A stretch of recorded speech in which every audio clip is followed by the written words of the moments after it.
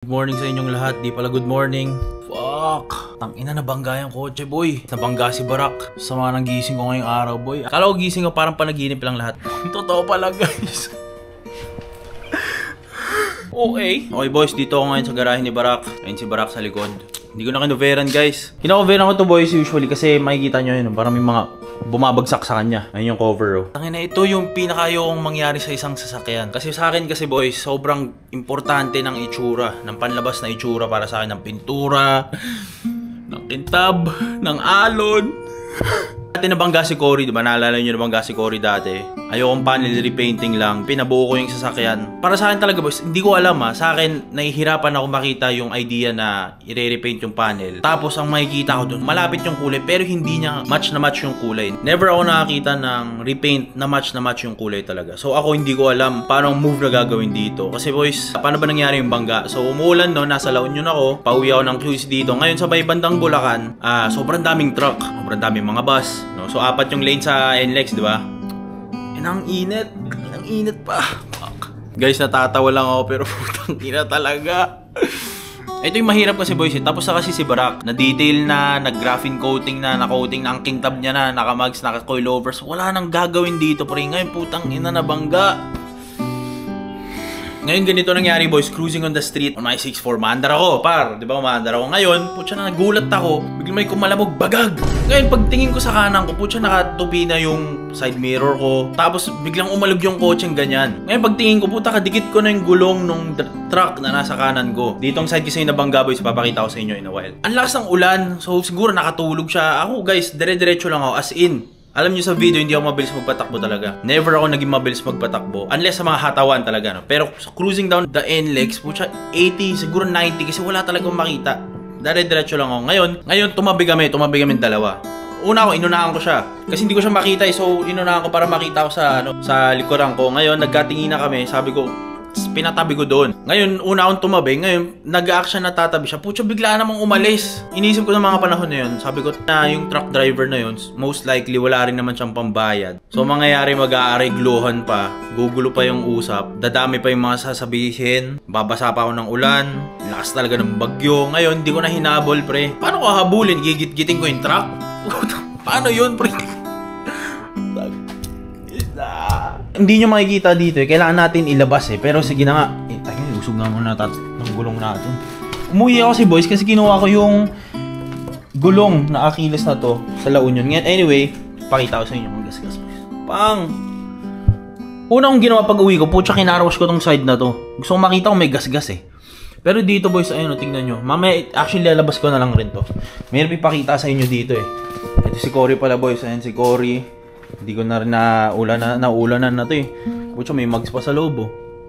Yung kalchabi dyan nakakabit. Tapos na kasi si Barak eh, diba? Wala nang gagawin dito eh. Gamitin ko na lang eh. Pero still, thankful ako guys. Kasi wala nang nangyaring masama sa akin. Naisip ko, putya, baka umalalim ako doon sa baba. Baka ganun eh, diba? So sa akin, thankful pa rin ako na safe ako. Walang ibang nangyaring masama. Nagasgasan yung kotse. Pero at least safe tayo, no? Pero nabangga kasi. Tangina talaga. Anyway, ilalabas ko muna to boys. Pakita ko sa inyo yung gaano ka grabe. Hindi mo siya grabe, gas mostly mga chip. Labas ko lang, wait lang.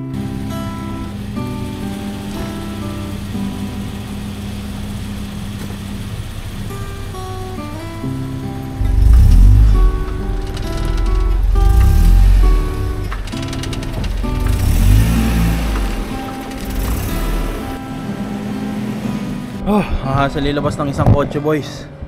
Daming kailangan iusog. Anyway, ito si Barak boys. Nalabas na natin. Dumi na no? Ano lang naman to boys eh, alikabok no? Anyway, ito yung bangga niya boys. Simulan natin dito sa fenders. Ngayon, ito yung tinamahan boys. Number 1, itong bumper na to. Ayun, nagasgasan par. Tapos ito naukitan. Yan, number 2 na tinamahan sa kanya is itong fender na to. Ngayon, nakaskasan pre. Nakaskasan siya boys eh, no? Yung lumabas yung mismong bakal. Ngayon ang susunod is ito malala boys oh. Ito malala yung side mirror. As in nakaukit hindi naman siya na ano, ewan ko putya tas basag pre eh no. Ang alog niya na tuloy oh. Hindi ko alam anong gagawin dito. Tas parang nabasag yung pintura. tamaan siya dito. Dito ako kinakabahan is itong pintuan na to. Hindi ko alam ha. Pero para sa akin, parang wala naman siyang alon. You know. Meron lang siyang gasgas, no? Ngayon itong gasgas na to, nasa taas lang siya. Ayoko na masyadong hawak-hawakan kasi baka magasgas pa, no? Pakay pa rin sa gasgas eh, no? Ano pa ba? Dito, itong part din na to. Ayun, may gasgas rin dito. Pati sa moldings, boys, may gasgas din. Ayun, no? Tingin ko matatanggal naman to ng buffing. Pero kasi, ito yung medyo malala, boys. Oh. Ayun, no, dito. Pati to, ayun, no? Pang. Never pa ako nakakita kasi ng 100% na nakuha talaga yung kulay. Ngayon, itong kulay ni Barak, medyo tricky kasi yung kulay niya eh. Pag may kita nyo siya sa labas, boys, itim talaga siya. Pero kapag nailawan, medyo nagbo-blue. Pagdating kasi sa repaint, boys, madali lang naman kuhanin yung code, no? Diba? 5708 blue, mga ganyan. Madali lang naman kunin yung kasi, no? Pero kasi ang mahirap dito is yung patina effect na tinatawag.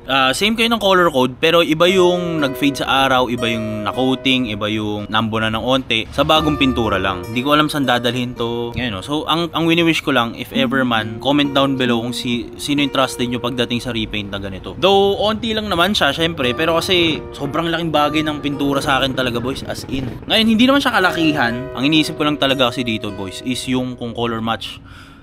Yung color matching na mangyayari, kung makukuha ba ta ng tama. Fuck. Aksidente naman yung boys, no? So hindi namin gusto pareha. Doon na lang ako sa brighter side na hindi ako nabangga ng malala. Buti nang walang mga nayupi. May mga nag-chip off pero walang mga nayuping mga kabagayan, no? Hindi ko alam, parang na-disalign na ata yung bumper. Kasi nung nangyari to, boys, as in kumalabog na lang bigla talaga.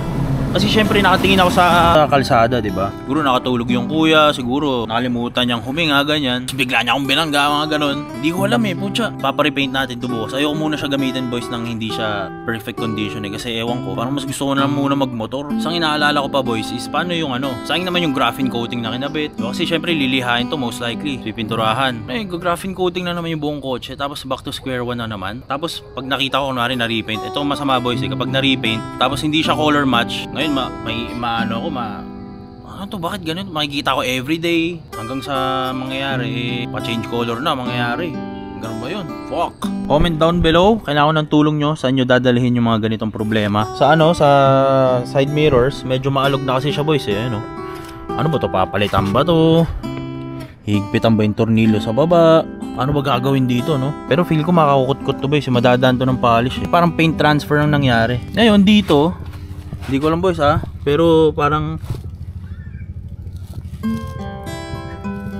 hindi ko masabi kung may alon ba o wala eh. Pero kasi pag nag-contact ng ganyan, malamang sa malamang may no? May dent eh, no? Pucha, ngayon ko na lang nakita to.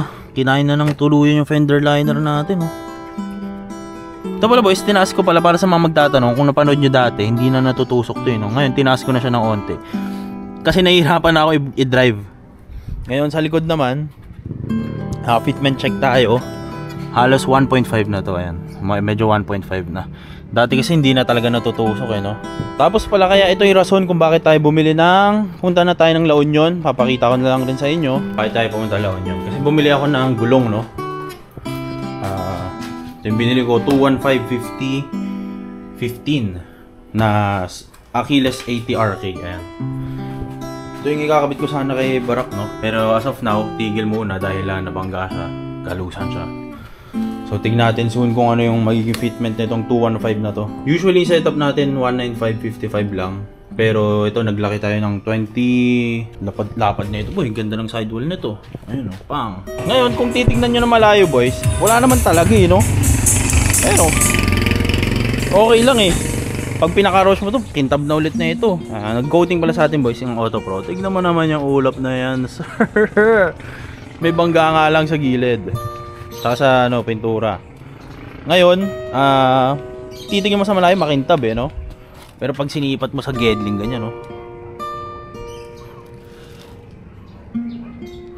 May kita mo talaga yung alon eh. So, ayun lang. Abangan nyo na ang next video. Saan natin dadalhin to. Saan natin paparepaint si Barak. At kita-kita tayo sa mga susunod na video. Peace out.